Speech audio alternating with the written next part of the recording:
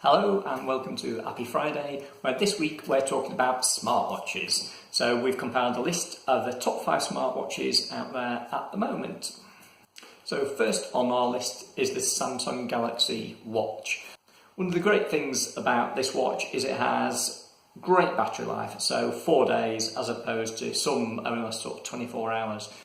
And also this watch has wireless charging, so you're not going to be messing around with cables on your sort of bedside cabinet when it's dark, stuff like that. This watch also looks great. It's got a nice screen that you can have sort of conventional dials on, and the way you sort of navigate around it is quite cool. It uses the bezel of the watch itself to rotate and use that to select your apps and navigate.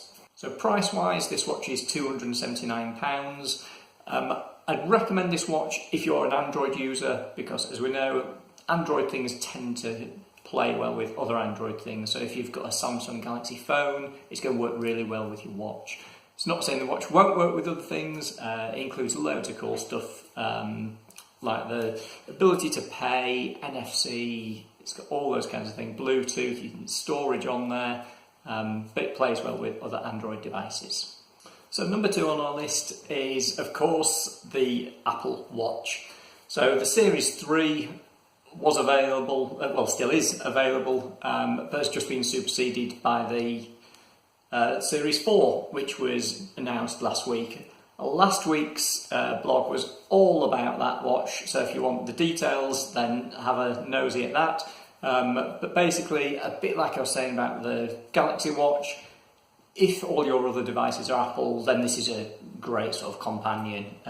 Again, it includes some really cool stuff and some firsts, so things like the heart rate monitor and ECG, fall detector, has all the other usual things like Apple Pay, Bluetooth, etc, etc. Also has a lot more memory than most of these, and the Series 4 looks a lot nicer than early ones, which were criticised for being a bit bulky in some respects.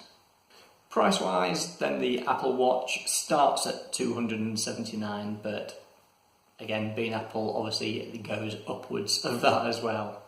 So number 3 on our list is the Fitbit Versa. So Fitbit are well known for their sort of health tracking devices, so they'll do things like count how many steps you've done. They've obviously got a lot more advanced than that, and the watch is the sort of culmination of all that. So they have, as well as, yes, it has a very fitness-focused approach, but it also does a lot of the usual smartphone things. And again, this Fitbit Versa also includes the sort of contactless payment, not Apple Pay or the Android Pay, but it's their own, but you can use it on any contactless payment service, so that's pretty cool. If you're out for a run, want to grab a drink or a snack, you don't need to take your wallet, you can just use that. It also has decent battery life at 3 days, and price-wise, it's really good. It's quite a lot cheaper than the 2 we've previously mentioned. This is $179, so pretty good value too. Next up is the Huawei Watch 2. It's been criticised for its screen not really being big enough. Works really well with Android stuff, not so much with Apple. Again, includes things like GPS and all the other things, and as Huawei usually do, it's at a great price. So you can buy this watch for £189. It's a good alternative to the Samsung watch as well. And the final watch on our list is the LG Watch Style. This looks very different to the other watches. It looks more like a sort of traditional classic watch, and the display itself is only in a couple of parts of that. The body of the watch is titanium, and it includes Google Voice Now, which is an interesting way to sort of control it. Again, it uses Android, but you can use it with iOS, and it includes all the usual things, the sort of Bluetooth and the health tracking that you'd sort of expect from a smartwatch. One complaint about this watch is that the battery life isn't great, so it's only about 24 hours. However, it's priced pretty well at £189.